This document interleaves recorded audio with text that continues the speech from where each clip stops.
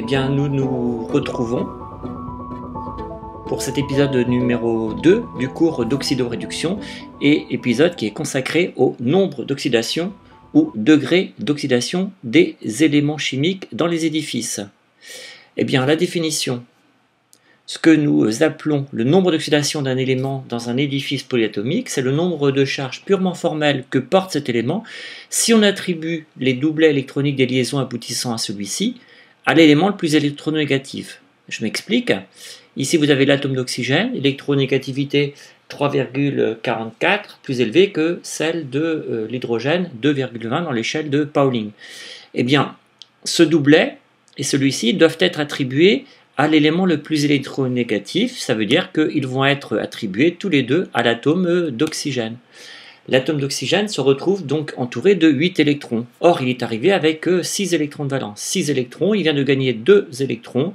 Eh bien, globalement, nous dirons que le nombre d'oxydation de l'élément oxygène est égal à moins 2 parce que formellement, il y a un gain de 2 charges négatives par l'élément oxygène. Alors, évidemment, les deux atomes d'hydrogène, eux, possédaient un électron de valence, ils l'ont cédé maintenant, ils l'ont donné à l'oxygène qui est plus électronégatif, donc ils se retrouvent maintenant avec une charge plus 1, nous dirons que le nombre d'oxydation de l'élément hydrogène dans H2O est égal à plus 1. J'insiste bien sur le fait qu'il s'agisse d'un nombre d'oxydation attribué à un élément chimique de la classification périodique. Ça n'a absolument aucun sens de parler du nombre d'oxydation de l'eau. La notion de nombre d'oxydation se rapporte forcément à un élément chimique. Les règles utilisées sont assez simples, ma foi, pour calculer un nombre d'oxydation. En fait, dans tout corps simple, le nombre d'oxydation de l'élément chimique, constituant le corps simple, est égal à 0. Ainsi, le nombre d'oxydation ou degré d'oxydation de l'élément Na dans Na solide ou de l'élément F dans le difluor est égal à 0. Quand vous avez un ion monoatomique, eh bien, le nombre d'oxydation de l'élément est égal à la charge que porte cet ion. Par exemple, nous dirons que le nombre d'oxydation de l'élément sodium est égal à plus 1 dans l'ion Na+, parce que nous avons une charge plus. Au 2-, l'ion oxyde, eh bien, nous dirons que le nombre d'oxydation de l'élément oxygène est égal à moins 2. Enfin, les nombres d'oxydation sont toujours notés en chiffres romains, sauf 0 évidemment. Règle numéro 3, lorsque vous avez un édifice polyatomique, eh bien, c'est la somme des nombres d'oxydation des éléments qui est égale à la charge de l'ion. Et donc c'est ainsi que l'on pourra calculer le nombre d'oxydation de tous les éléments situés dans l'édifice. La plupart du temps, l'hydrogène est au nombre d'oxydation plus 1. Il est souvent relié à des atomes plus électronégatifs que lui. A contrario, l'atome d'oxygène étant le plus électronégatif de la classification, excepté le fluor qui lui est le plus électronégatif, eh bien, il sera toujours au nombre d'oxydation moins 2, c'est-à-dire qu'il a toujours tendance à prendre 2 électrons. Sauf dans quelques composés, comme les composés peroxydes, nous verrons un exemple tout de suite. Prenons le cas par exemple de l'ion dichromate. Alors l'ion dichromate, c'est l'ion que vous trouvez dans les alcotests chimiques, que vous pouvez vous procurer en grande surface. Et c'est un ion, donc le dichromate de potassium, qui est en fait orangé, alors ion plus 2K+, qui donne le dichromate de potassium, et qui peut être donc par réduction transformé en Cr3+. Notez l'extrême dangerosité du dichromate de potassium qui est CMR, cancérigène, mutagène, reprotoxique. Eh bien, le schéma de Lewis est celui-ci. Si vous attribuez moins 2 à tous les atomes d'oxygène, nous en avons au total ici 7, donc vous allez avoir 7 fois moins 2, c'est-à-dire moins 14, plus 2 fois l'élément chrome, donc plus 2 fois le nombre d'oxydation du chrome qui doit être égal à la charge de l'édifice. C'est l'ion dichromate Cr2O7 2-. Vous résolvez l'équation, moins 14 plus 2 fois X est égal à moins 2, X est égal à plus 6. Le nombre d'oxydation de l'élément chrome dans Cr2O7 2- est égal à plus 6. Vous avez plusieurs exemples dans le polycopier que vous pouvez étudier par vous-même.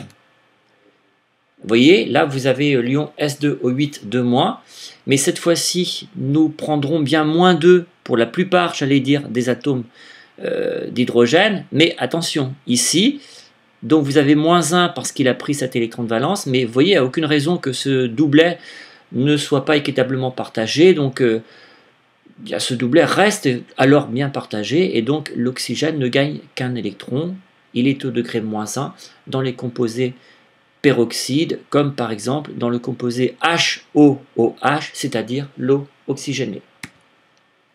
Résultat important, au cours d'une oxydation, le nombre d'oxydations de l'élément augmente. Par exemple, quand on passe du fer solide à l'ion Fe2+, le nombre d'oxydations de l'élément fer passe de 0 à +2. Inversement, il diminue lorsqu'il y a une réduction. Les ions nitrates sont transformés en NO, alors l'élément azote passe du degré 3 fois -2 pour arriver à -1, degré +5 au degré +2. Remarquez l'amplitude des nombres d'oxydation possibles pour l'élément carbone.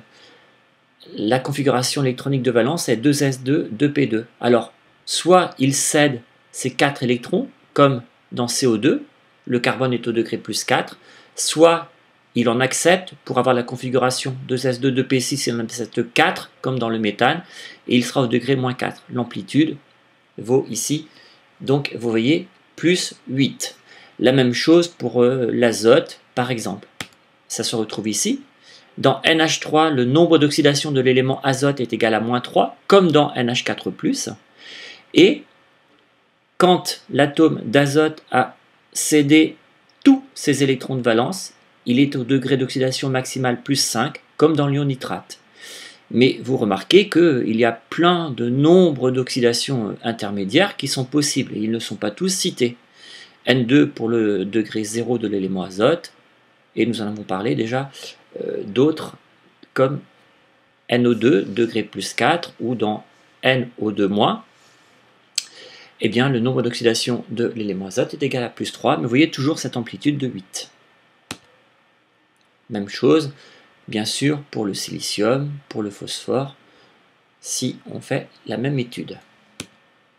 Voilà, enfin pour terminer, une dismutation est une réaction d'oxydoréduction au cours de laquelle une même espèce est à la fois oxydée et réduite. Les ions Cu+ sont à la fois réduits en cuivre et sont à la fois oxydés en Cu2+. Dans ce sens-ci, la réaction est une réaction de dismutation. Dans l'autre sens, nous parlerons de médiamutation. Cela veut dire que dans une réaction de dismutation, un élément chimique donne donc des espèces dans lesquelles son nombre d'oxydation a augmenté, on passe de +1 à +2, et une autre dans laquelle il a diminué. Il passe du degré +1 au degré 0.